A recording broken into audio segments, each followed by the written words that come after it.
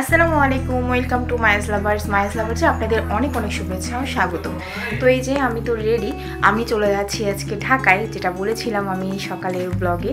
তো আমরা already ready হয়ে পড়েছি। আর আমাকে আজকে বোরকাটাতে মানে স্কার্ফটাতে একদম লাল টুকটুকে দেখাচ্ছে। আসলে মোবাইলের ক্যামেরাতে ইফেক্টটা এরকমই এসেছে। তো আমি আম্মু সবাই রেডি, এখন আমরা বের হয়ে যাব। আর ওই যে আমার মায়েশ বাবু আমার বাবার কোলে, আব্বুর কোলেও আমার ঘরের ডোরবেল নিয়ে খেলা করছে। তো বের হওয়ার আগে হঠাৎ আমার চশমার কথা মনে হলো। আসলে আমি এখন খুব কমই গ্লাস পরি, আসলে গ্লাসটা আমার কাছে মনে হয়েছে যে ঝাপসা হয়ে গেছে, গ্লাস চেঞ্জ করব কিন্তু করা হয় না। তো যাওয়ার আগে আমি আমার গ্লাসটা একটু ভালোভাবে পরিষ্কার করে নিব, তারপর চশমা পরে ব্যাগ ট্যাগ নিয়ে একদম বের হয়ে পড়ব। তো এই তো আমার চশমা ক্লিন করা হয়ে গেছে আর আমি চশমা পরেও নিয়েছি। আর এটাই হলো আমার আজকের ফাইনাল লুক। তো আমাকে দেখতে ভালোই লাগছে, বিশেষ করে আমার বর থাকলে আজকে এই কথাটাই বলতো, কারণ আমার বর আমাকে চশমা পরে দেখতে খুবই পছন্দ করে। তো এই তো আমি এখন ব্যাগ নিয়ে একদম রেডি, এখন আমরা বের হয়ে পড়বো। তো এই হলো সেই লাগেজ, যে লাগেজে আমি দুপুরবেলা আমাদের কাপড় চোপড় গুছিয়ে নিয়েছি। আর এই লাগেজের মধ্যে আমার কাপড়, আম্মুর কাপড় আর বাবুর কাপড় রয়েছে। আর যেহেতু আমরা দুজন মহিলা যাচ্ছি, তাই আমাদের কষ্ট যাতে কম হয়, তাই আমাদের সকলের কাপড় এই একটা লাগেজের মধ্যেই নেওয়া হয়েছে। আর লাগেজটা কিন্তু অনেক বড়। আর আমি আর আম্মু যেহেতু ঢাকা যাব, তাই আমাদেরকে বাস স্ট্যান্ড পর্যন্ত ছাড়তে যাবে আমার এই চাচাতো ভাই। ওই মূলত এই লাগেজটা টেনে নিয়ে যাবে, কারণ আমাদের বাড়ি থেকে বাজার অবধি যেতে একটুখানি হেঁটে যেতে হবে। আর এখন যেহেতু রাত 9টা বাজে, সেহেতু এখন আমরা কোনো অটো বা ভ্যান পাবো না, তাই আমাদেরকে হেঁটে হেঁটে সামনে এগিয়ে যেতে হবে। আর আমাদেরকে বাস অবধি উঠাই দিতে আমাদের সাথে যাবে আমার বাবা, আমার চাচা, মামা সবাই। আর আমার বাবা, মামা, চাচারা সবাই আমাদের জন্য বাইরে ওয়েট করতেছে। আর এদিকে আম্মু ভালোভাবে বাসার সব কিছু দেখে শুনে দরজাগুলোতে তালা দিয়ে দিচ্ছে। তো এখন আমরা বাসা থেকে বিসমিল্লাহ বলে বের হয়ে পড়লাম। আমরা যাতে ভালোভাবে ঢাকায় পৌঁছাতে পারি, সেই জন্য সবাই আমাদের জন্য দোয়া করবেন।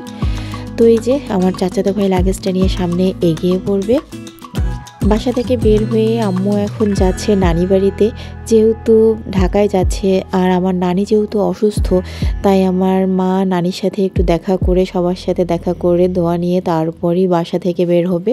আর সব থেকে মজার বিষয় এটাই যে আমার নানি বাড়ি একদম আমাদের বাসার সাথেই লাগা, তাই আম্মু যখন ইচ্ছা তখন তার মায়ের কাছে যেতে পারে।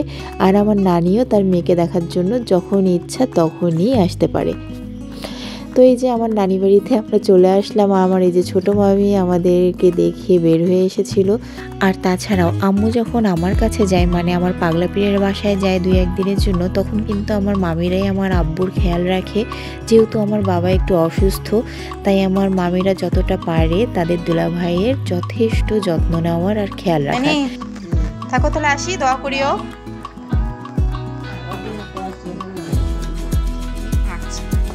তো ঘুমাও, হ্যাঁ গেলাম। হ্যাঁ থাকেন মামি, গেলাম, দোয়া করিয়েন। এই সবাই থাকো। ওমা ফ্যান ছাড়ছে কি এই ঠান্ডাতে? বাবা এই ঘরে কে? তুইও শুইছিস সেখানে? থাক। নানির বাড়িতে সবার সাথে দেখা করে সবার কাছ থেকে দোয়া নিয়ে আম্মু আর আমি বেরিয়ে পড়লাম এখন। তো আমাদের সবাইকে বলা শেষ, এখন আমরা সামনে আগায় যাচ্ছি, কারণ 9টা অলরেডি বেজে গেছে আর আমাদের 9:30টায় বাস।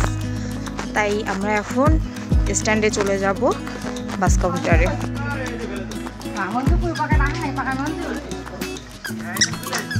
হ্যাঁ মামা থাকেন, দাদি গেলাম, ভাবি থাকেন।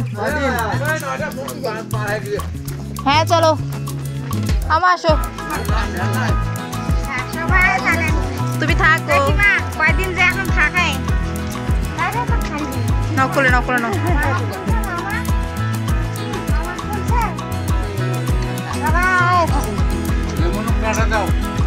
মামাকে টাটা দাও, আল্লাহ হাফিজ দাও। বাবা আমি যাবো।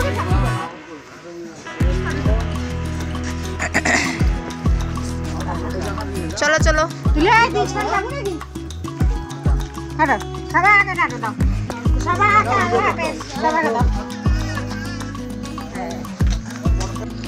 তো এই যে আমরা সবাই এখন হাঁটা শুরু করে দিয়েছি বাস স্ট্যান্ডে যাওয়ার জন্যে। তো এই যে আমরা বাস স্ট্যান্ডে অলরেডি চলে এসেছি। আমাদের বাস যেখানে থামবে তার সামনেই আমরা দাঁড়িয়ে আছি। বাস এখনও আসেনি, কারণ 9:30 এখনও বাসতে প্রায় 10 মিনিটের মতো বাকি আছে।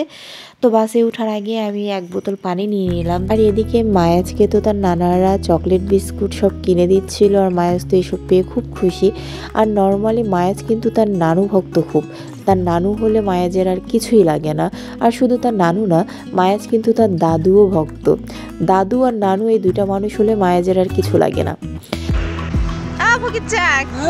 কেমন আছেন? ভালো আছেন? কতদিন পর দেখলাম।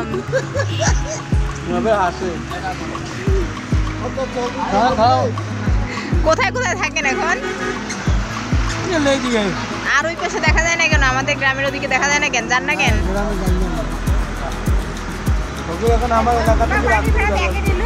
না, আমার হাতেই আছে। এই যে এই লোকটাকে দেখতে পাচ্ছেন, এনাকে আমি সম্পর্কে চাচা বলে ডাকি, কিন্তু আসলে এই লোকটি মানসিক প্রতিবন্ধী। কিন্তু আমি ওনাকে যথেষ্ট শ্রদ্ধা করি, কারণ এনার মধ্যে যেসব গুণ আমি দেখতে পেয়েছি সেই গুণগুলো থেকেই ওনার প্রতি আমার শ্রদ্ধাটা অনেক। তো যাই হোক, এনার গল্প আরেকদিন আপনাদের সাথে শেয়ার করব। আমাদের অপেক্ষার প্রহর শেষ। তো অপেক্ষা করতে করতে আমাদের বাস অলরেডি চলে এসেছে। তো আমরা এখন বাসে উঠে পড়বো, কিন্তু তার আগে আমাদের লাগেজটা লকারে দিতে হবে দেখে বাস কন্ডাক্টর টোকেন করে দিচ্ছে। আর এই যে এখানে আম্মু, আব্বু, মামা, ফুপা, চাচা সবাই রয়েছে। সবাই এখন আমাদেরকে বাসে উঠাই দিবে। আসলে আমরা দুজন মহিলাই প্রথম ঢাকায় যাচ্ছি, তো তাই সবাই আমাদেরকে নিয়ে চিন্তা যে আমরা ঢাকায় যেয়ে কী করবো, ঠিকভাবে থাকতে পারবো কিনা। তো যাই হোক, আমরাও চেষ্টা করব যাতে ঢাকায় ভালোভাবে পৌঁছাতে পারি আর আমার ট্রেনিংটা ভালোভাবে শেষ করে বাবুকে নিয়ে সুস্থভাবে আবার ফিরে আসতে পারি। তো আপনারাও আমাদের জন্য দোয়া করবেন। আবু চলো।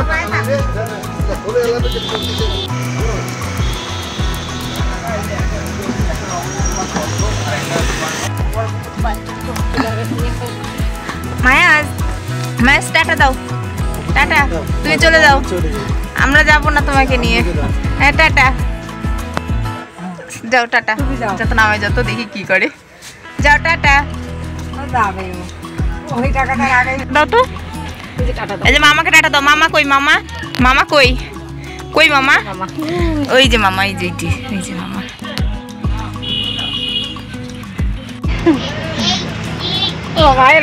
ও যাবে না, তাও ওখানে যাবে। টাটা দাও, টাটা দাও, আল্লাহ হাফিজ দাও।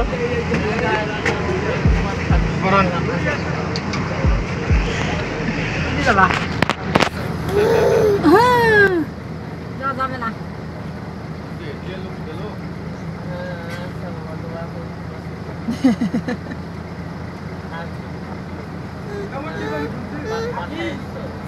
তো থাকো, টাটা, আল্লাহ হাফেজ। মামা চলে গেল।